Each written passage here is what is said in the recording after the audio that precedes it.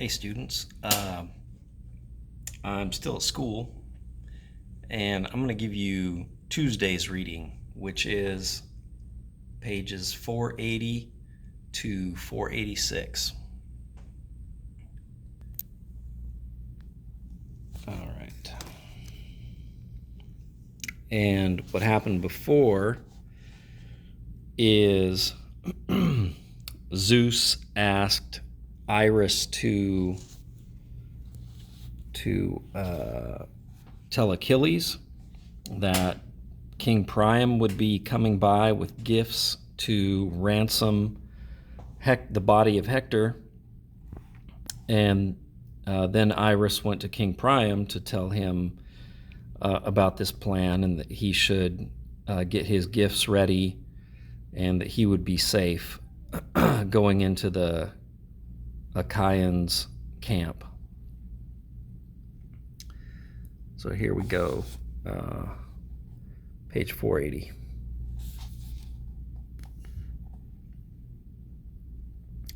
So Iris the swift-footed spoke and went away from him. Thereupon he ordered his sons to make ready the easily rolling mule wagon and to fasten upon it the carrying basket.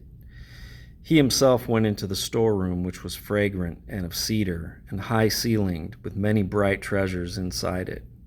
He called out to Hecabe, his wife, and said to her, "Dear wife, a messenger came to me from Zeus on Olympus, that I must go to the ships of the Achaians and ransom my dear son, bringing gifts to Achilles, which may soften his anger. Come then, tell me, what does it seem best to your own mind for me to do? My heart, my strength are terribly urgent that I go there to the ships, within the wide army of the Achaians." So he spoke, and his wife cried out aloud and answered him, "Ah me, where has that wisdom gone for which you were famous in time before, among outlanders and those you rule over? How can you wish to go alone to the ships of the Achaians, before the eyes of a man who has slaughtered in such numbers such brave sons as yours? The heart in you is iron, for if he has you within his grasp and lays eyes upon you, that man who is savage and not to be trusted will not take pity upon you, nor have respect for your rights. Let us sit apart in our palace now and weep for Hector and the way at the first strong destiny spun with his lifeline when he was born, when I gave birth to him, that the dogs with their shifting feet should feed on him, far from his parents, gone down before a stronger man. I wish I could set teeth in the middle of his liver and eat it. That would be vengeance for what he did to my son. For he slew him when he was no coward, but standing before the men of Troy and the deep-girdled women of Troy, with no thought in his mind of flight or withdrawal." In turn, the aged Priam, the godlike, answered her, saying, "Do not hold me back when I would be going, neither yourself be a bird of bad omen in my palace. You will not persuade me. If it had been some other who ordered me, one of the mortals, one of those who are soothsayers or priests or diviners, I might have called it a lie, and we might rather have rejected it. But now, for I myself heard the god and looked straight upon her, I am going, and this word shall not be in vain. If it is my destiny to die there by the ships of the bronze-armored Achaians, then I wish that. Achilles can slay me at once, with my own son caught in my arms, once I have my fill of mourning above him." That, by the way, is a nice example of arete, courage in the face of death.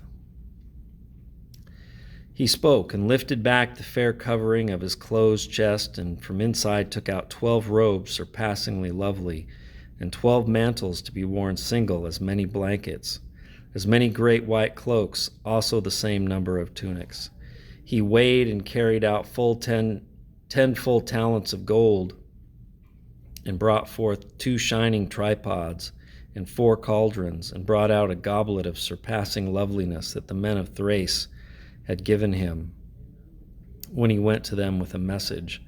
But now the old man spared not even this in his halls, so much was in his heart's desire to ransom back his beloved son. But he drove off the Trojans all from his cloister walks, scolding them with words of revilement. Get out, you failures, you disgraces. Have you not also mourning of your own at home, that you have come to me with your sorrows?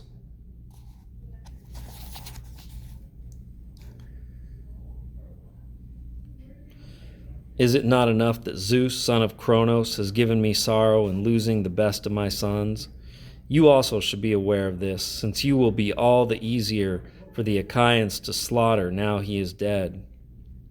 But for myself, before my eyes look upon this city as it is destroyed and its people are slaughtered, my wish is to go sooner down to the house of the death god. He spoke, and went after the men with a stick, and they fled outside before the fury of the old man. He was scolding his children and cursing Helenos and Paris, Agathon the brilliant, Pammon and Antiphonos, Polites of the great war cry, Diphobos and Hippothos and proud Dios. There were nine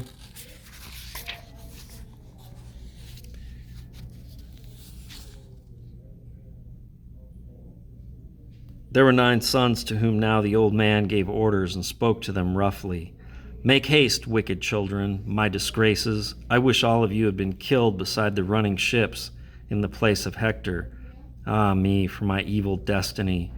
I have had the noblest of sons in Troy, but I say not one of them is left to me. Mestor like a god, and Trylos, whose delight was in horses, and Hector, who was a god among men, for he did not seem like one who was child of a mortal man, but of a god. All these Ares has killed, and all that are left me are the disgraces, the liars and the dancers, champions of the chorus, the plunderers of their own people in their land of lambs and kids. Well then, will you not get my wagon ready and be quick about it, and put all these things on it so we can get on with our journey? So he spoke, and they, in terror at the old man's scolding, hauled out the easily running wagon for mules. A fine thing, new fabricated, and fastened the carrying basket upon it. They took away from its peg the mule yoke made of boxwood with its massive knob, well fitted with guiding rings, and brought forth the yoke lashing, together with the yoke itself, of 9 cubits, and snugged it well into place upon the smooth polished wagon pole at the foot of the beam, then slipped the ring over the peg and lashed it with 3 turns on either side to the knob, and afterwards fastened it all in order and secured it under a hooked guard. Then they carried out and piled into the smooth polished mule wagon all the unnumbered spoils to be given for the head of Hector, then yoked the powerful footed mules who pulled in the harness, and whom the Mysians once gave as glorious presents to Priam. But for Priam they led under the yoke those horses the old man himself had kept, and cared for them at his polished manger. Now in the high house the yoking was done for the herald and Priam, men both with close counsels in their minds. And now came Hecabe with sorrowful heart and stood close beside them, carrying in her right hand the kind, sweet wine in a golden goblet, so that before they went they might pour a drink offering. She stood in front of the horses, called Priam by name, and spoke to him. Here, pour a libation to Zeus, Father, and pray you may come back home again from those who hate you, since it seems the spirit within you drives you upon the ships, though I would not have it.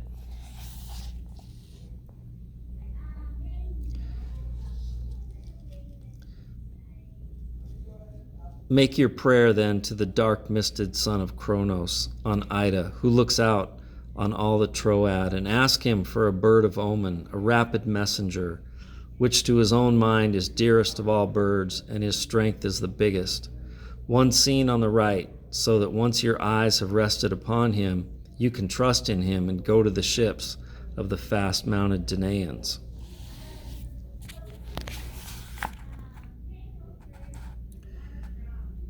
But if Zeus of the wide brows will not grant you his own messenger, then I, for one, would never urge you on nor advise you to go to the Argive ships, for all your passion to do it." Then in answer to her again spoke Priam the godlike, "My lady, I will not disregard this wherein you urge me. It is well to lift hands to Zeus and ask if he will have mercy." The old man spoke and told the housekeeper who attended them to pour unstained water over his hands. She, standing beside them and serving them, held the washing bowl in her hands and a pitcher. He washed his hands and took the cup from his wife. He stood up in the middle of the enclosure and prayed, and poured the wine out, looking up into the sky, and gave utterance and spoke, saying, "Father Zeus, watching over us from Ida, most high, most honored, grant that I come to Achilles for love and pity. But send me a bird of omen, a rapid messenger, which to your own mind is dearest of all birds, and his strength is biggest, one seen on the right, so that once my eyes have rested upon him, I may trust in him and go to the ships of the fast-mounted Danaans." So he spoke in prayer, and Zeus of the councils heard him. Straightway he sent down the most lordly of birds, an eagle, the dark one, the marauder, called as well the black eagle, and as big as is the build of the door to a towering chamber in the house of a rich man, strongly fitted with bars. Of such size was the spread of his wings on either side. He swept through the city, appearing on the right hand, and the people looking upon him were uplifted, and the hearts made glad in the breasts of all of them. Now in urgent haste the old man mounted into his chariot and drove out through the forecourt and the thundering close.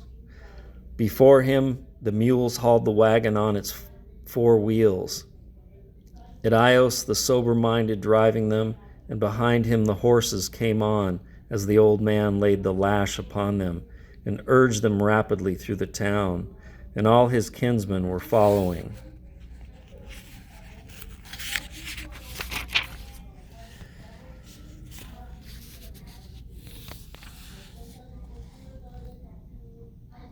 Much lamenting, as if he went to his death.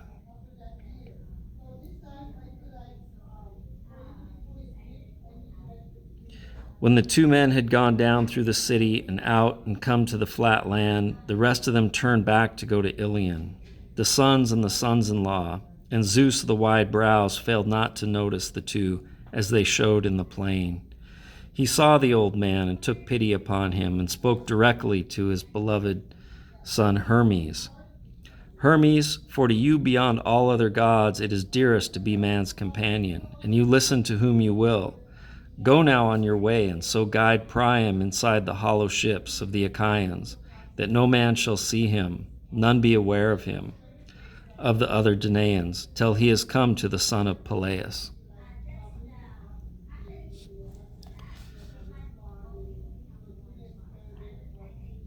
He spoke, nor disobeyed him the courier Agriphantes. Agriphantes is another name for Hermes. Immediately he bound upon his feet the fair sandals, golden and immortal, that carried him over the water, as over the dry land of the main, abreast of the wind's blast. He caught up the staff with which he mazes the eyes of those mortals whose eyes he would maze, or wakes again the sleepers. Holding this in his hands, strong Agriphantes winged his way onward until he came suddenly to Troy and the Hellespont, and there walked on, and there took the likeness of a young man, a noble with beard new grown, which is the most graceful time of young manhood. Now when the 2 had driven past the great tomb of Ilos, they stayed their mules and the horses to water them in the river. For by this time darkness had descended on the land, and the herald made out Hermes, who was coming toward them at a short distance. He lifted his voice and spoke aloud to Priam. "Take thought, son of Dardanos. Here is work for a mind that is careful. I see a man. I think he will presently tear us to pieces. Come then, let us run away with our horses, or if not, then clasp his knees and entreat him to have mercy upon us." So he spoke, and the old man's mind was confused. He was badly frightened, and the hairs stood up all over his gnarled body. And he stood staring, but the kindly God himself, coming closer, took the old man's hand and spoke to him and asked him a question. "Where, my father, are you thus guiding your mules and horses through the immortal night while other mortals are sleeping? Have you no fear of the Achaians, whose wind is fury?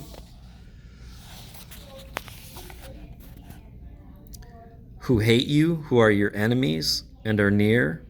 For if one of these were to see you, how you are conveying so many treasures through the swift black night, what then could you think of? You are not yourself young, and he who attends you is aged, for beating off any man who might pick a quarrel with you. But I will do you no harm myself. I will even keep off another who would. You seem to me like a beloved father."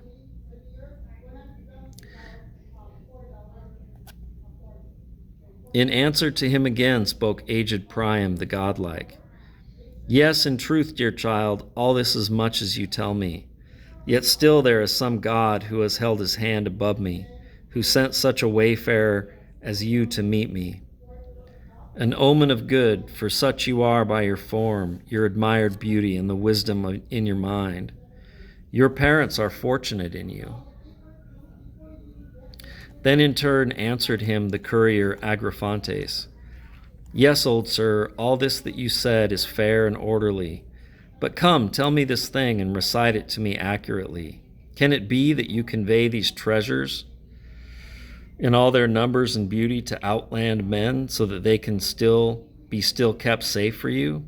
Or are all of you by now abandoning sacred Iliad in fear? Such a one was he who died, the best man among you, your son, who was never wanting when you fought against the Achaians." In answer to him again spoke aged Priam the godlike.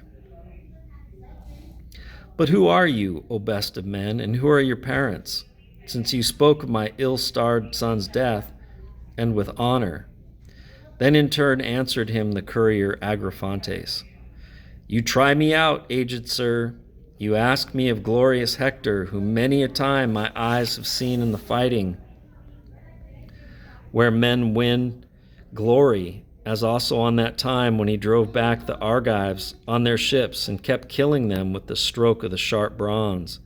And we stood by and wondered at him. For when Achilles would not let us fight by reason of his anger at Agamemnon, for I am Achilles' henchman, and the same strong-wrought vessel brought us here, and I am a Myrmidon, and my father is Polyctor, a man of substance, but aged as you are. He has 6 sons beside, and I am the 7th, and I shook lots with the others, and it was my lot to come on this venture. But now I have come to the plain away from the ships, for at daybreak the glancing-eyed Achaians will do battle around the city."